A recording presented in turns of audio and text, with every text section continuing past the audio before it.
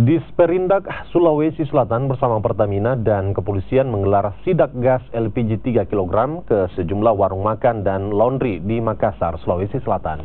Dari sidak ini ditemukan warung makan menggunakan gas LPG 3 kg dan menyimpan puluhan tabung lainnya sebagai stok.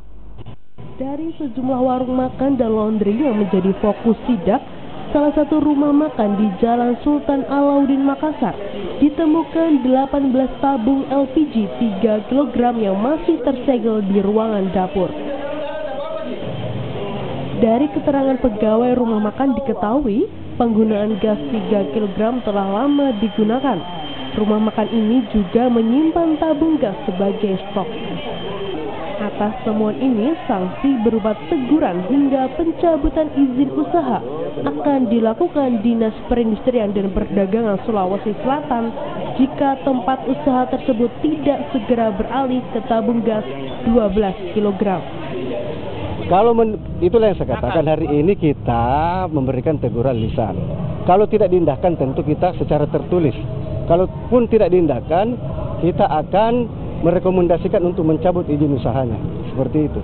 Karena ada tahapannya untuk sanksi itu. Kita tidak serta-merta langsung, ya kita ini dalam rangka penyuluhan dulu, sebagaimana yang disampaikan oleh Pak Kibar tadi. Pemakaian yang tidak sesuai dengan peruntukannya dinilai sebagai pemicu kurangnya stok gas 3 kg yang diperuntukkan bagi warga yang kurang mampu.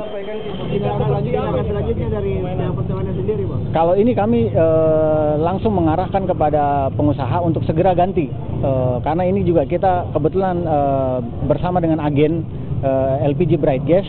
Jadi kita tadi langsung arahkan untuk ganti LPG 3 kilonya itu dengan Bright Gas 5,5 kilo. Kita usahakan. Pertamina juga akan mencari agen atau pangkalan yang menjadi penyalur dari rumah makan tersebut untuk dilakukan penindakan tegas hingga pemutusan kontrak usaha. Rama Pratama, Kompas TV, Makassar, Sulawesi Selatan.